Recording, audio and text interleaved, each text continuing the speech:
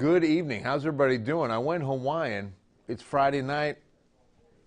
I went Hawaiian. It's this weather. I mean, you get this warm, all this sunshine. I'm like, Hawaiian shirts cannot stay in the closet on a warm and sunny Friday. Am I right? Am I right?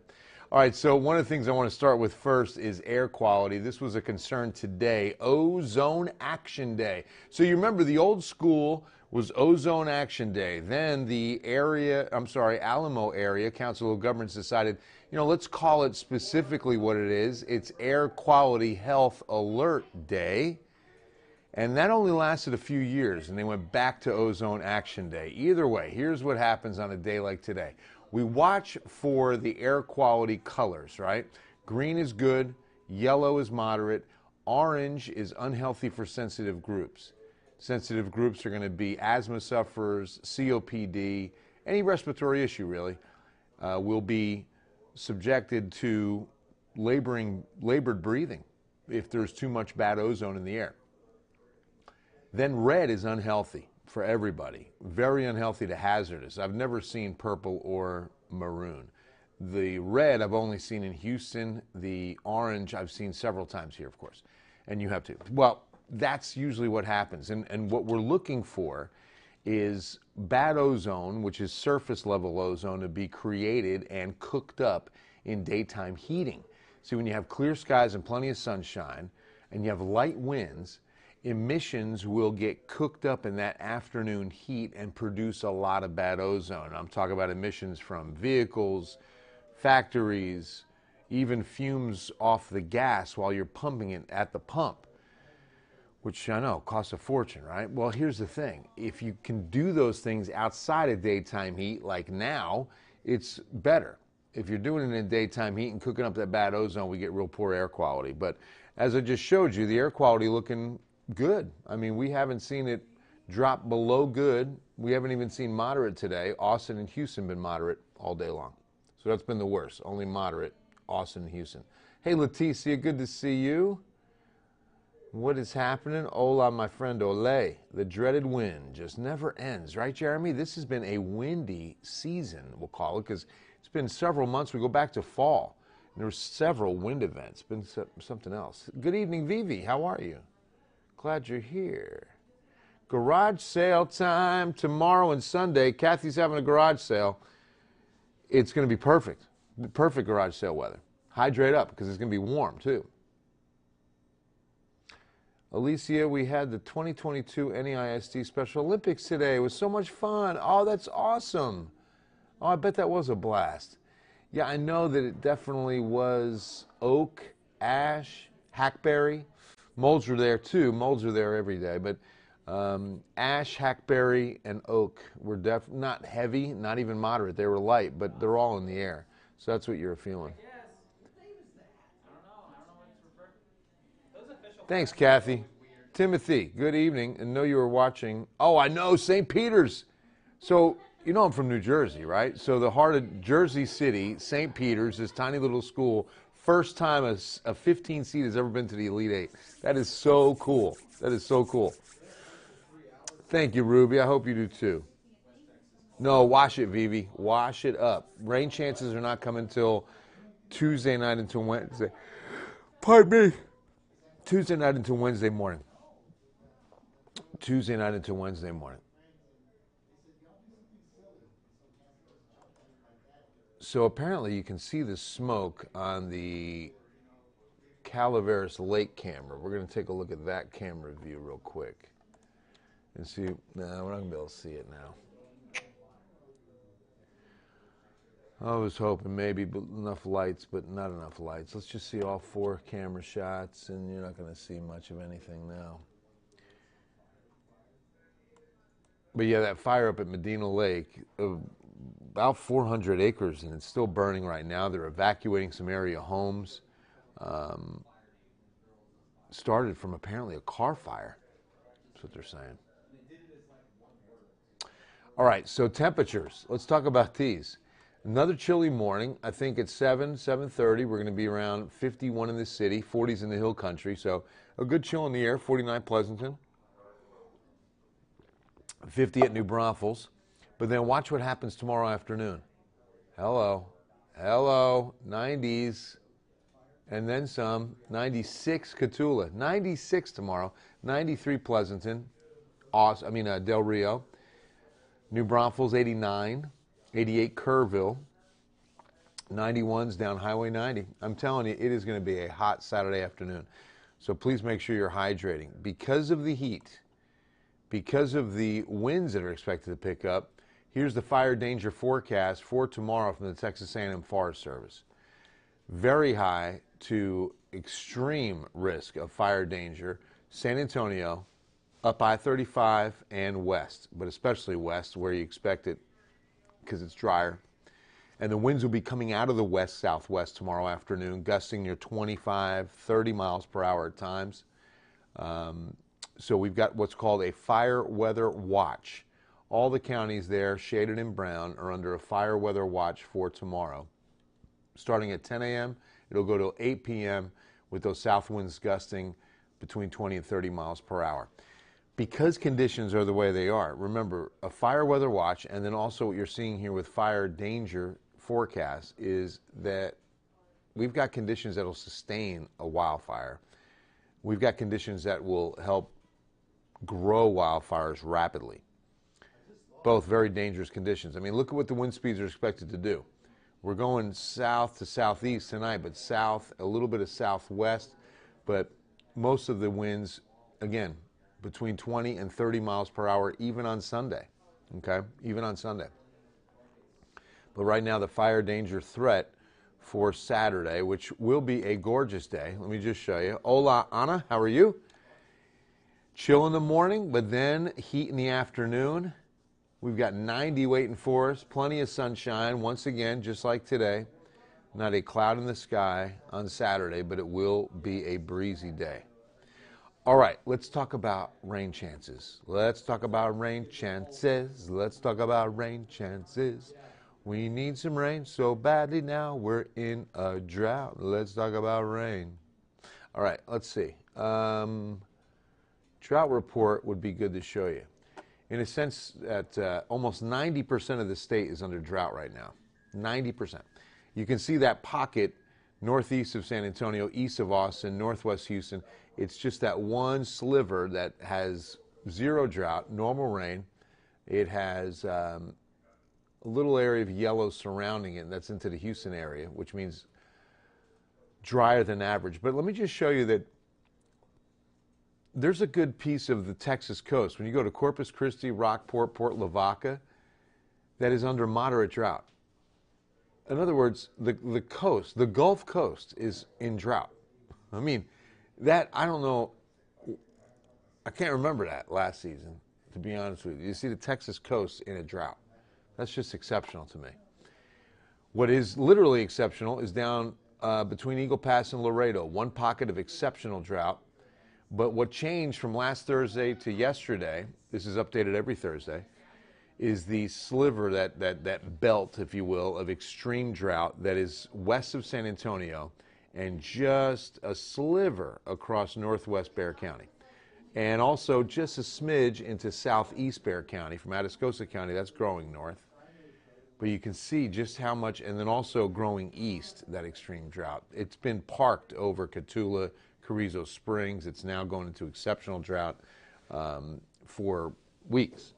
Okay, and now it's starting to grow east and north as we continue to stay so dry. But the good news is the rain chance. All right, Tony, random. Why were my cars covered in dirt or dust? Great question. Is that due to the smoke? It is not. What it is due to is when a water droplet condenses onto a piece of dust, onto a piece of dirt, onto a dust or dirt particle, okay? So water will condense on things, blades of grass in the morning. That's why you have morning dew. Even though it didn't rain, the grass is wet. Why is that? Or my car is wet, even though we didn't get any rain. Because water will condense on surface, right? And so that's what happens when that air parcel reaches condensation, and then it condenses around a speck of dirt that's in the air. So what will typically happen is the dirt is getting caught up in an updraft and sometimes carried up, and water droplets will condense. And so inside of a water droplet is a little speck of dirt. So when the rain falls, it hits surfaces and dirt pops out of that raindrop. And that's why we were driving dirty cars this week. We could see a couple thunderstorms, Alan. Yeah, we could see. It's a little too far out to say we've got all the dynamics in place for severe weather, but there is a line expected to develop along the cold front. We will have some pretty good upper level forcing. We certainly could see some stronger thunderstorms develop. In the cowboy capital, you are. Yes, you are, Will. Tony, you're so welcome. So here's what's going on. Upper levels. Watch the left side of your screen, western United States, for that big area of low pressure that dips in on Monday morning. Now notice we're still under a ridge of high pressure. See that build, right? That bulge in the atmosphere is high pressure. That's what keeps us sunny and quiet through the weekend, through Monday. By Tuesday, we should start seeing some clouds thicken up. And by Tuesday night, here comes that area of low pressure. And you can see the upper level winds starting to stack up. That's the upper level forcing that I'm talking about. See, now it dips even farther south overnight Tuesday into now Wednesday morning. So what's happening is these upper level winds are going to be right on top of us. You ever hear us talk about upper level support when a cold front comes through? So this will drag a Pacific front through, and when you have upper level support, that means that you've got high wind speeds and sometimes even what's called a jet streak above the surface frontal boundary. So if you have that stacked up, that's the upper level support, if you will. And what that means is that here's what the atmosphere is doing is when there's high, let's say this is the surface, right? So it's better to do it this way. Here's the surface of the earth, right?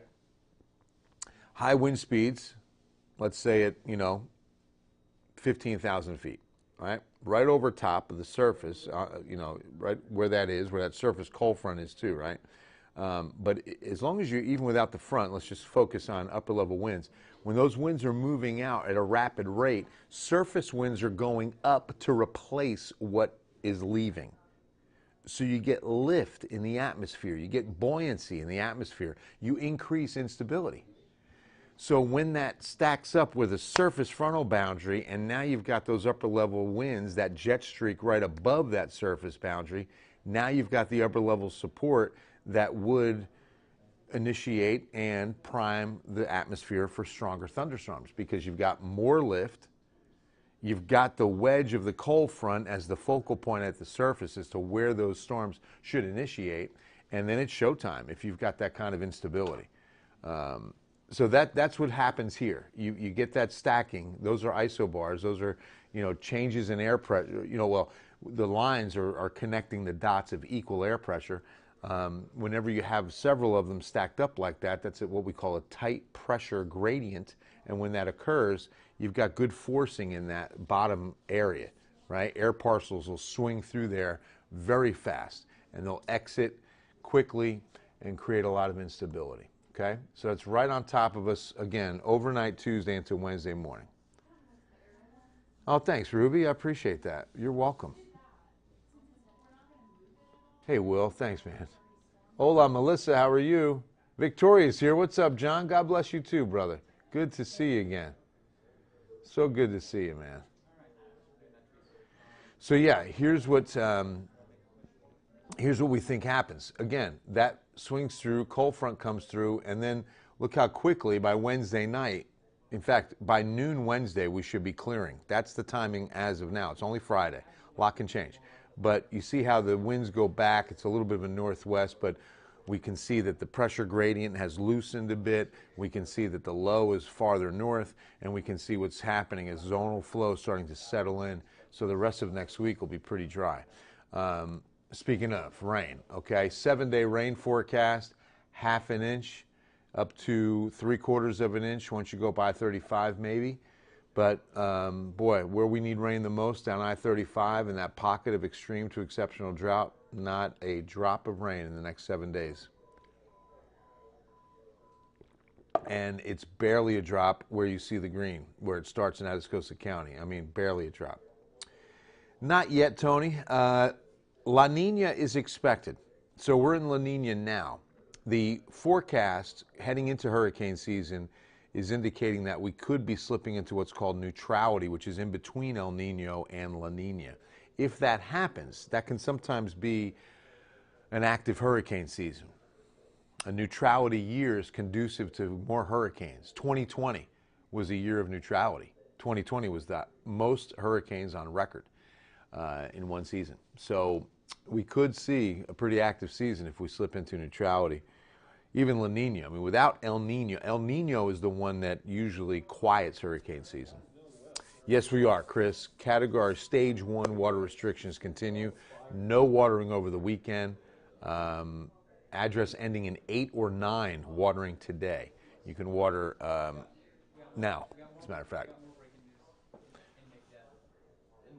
Before 11, after 7 is the rule on watering. And that's with, again, an irrigation system. You can hand water every day, but no watering on weekends.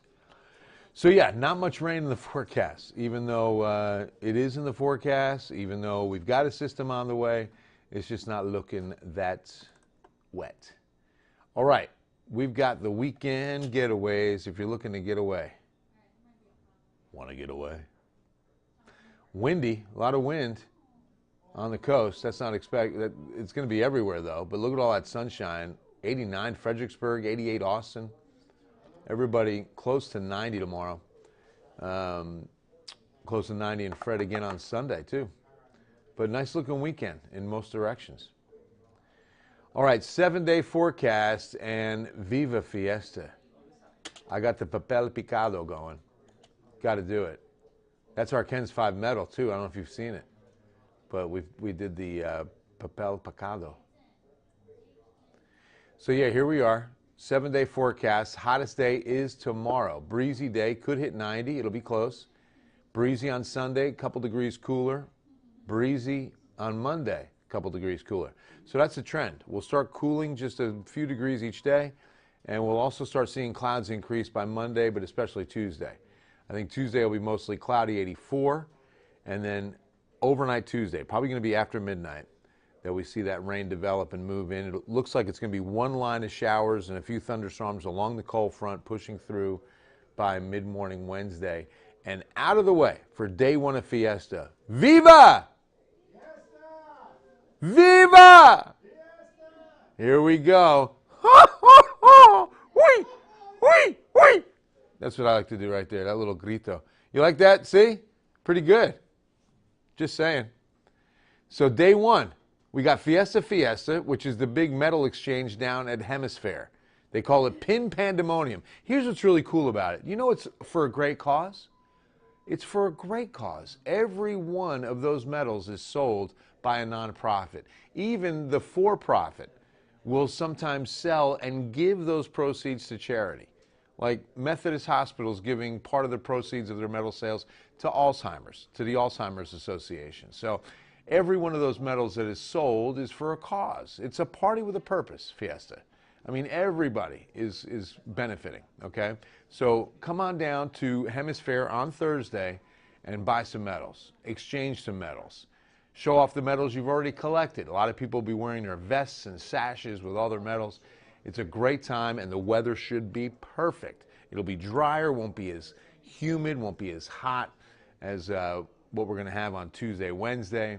It'll be a nice cooler north breeze. It'll be in the mid-80s. It'll be really nice down there. On, again, Thursday, day 1. Then you got Friday. And then the first weekend of Fiesta, remember that Monday, which would be Monday the 4th, is the River Parade. The Texas Cavaliers will take to the San Antonio River for their annual parade. Lindsay, yeah, the update on Medina Lake. It's about 400 acres on fire. They do not have it contained. They're evacuating some areas. And if anyone has questions, it's the Medina County Sheriff's Office.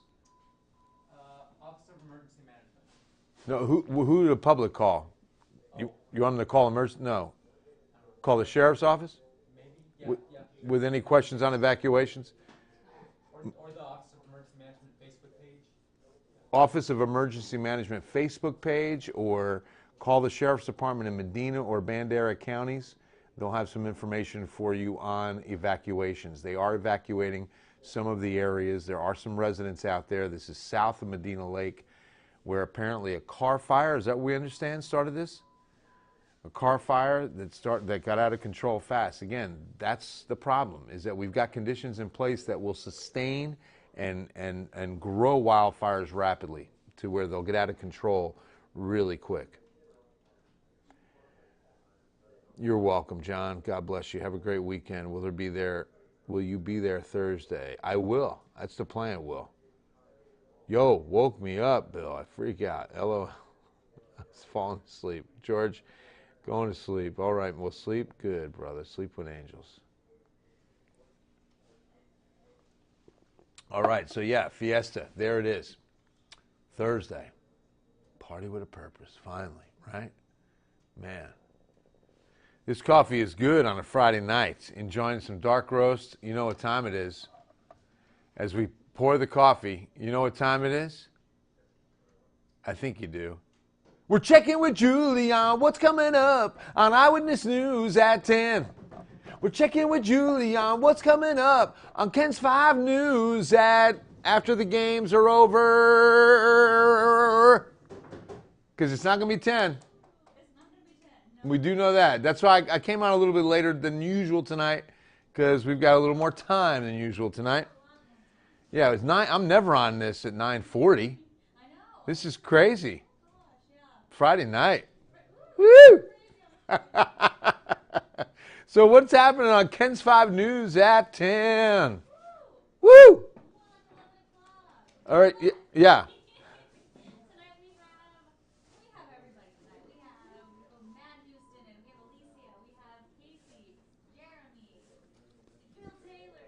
Wow. The whole gang and Phil and Nye on the desk. Special treat. That's awesome. Okay.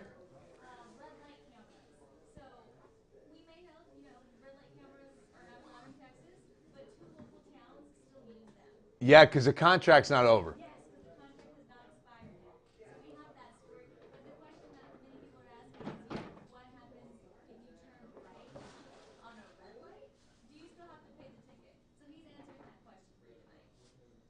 Interesting. All right. Good stuff on a Verify from Jeremy Baker. Yes, and then we can also talk about Alicia's story. This is going to be a good one.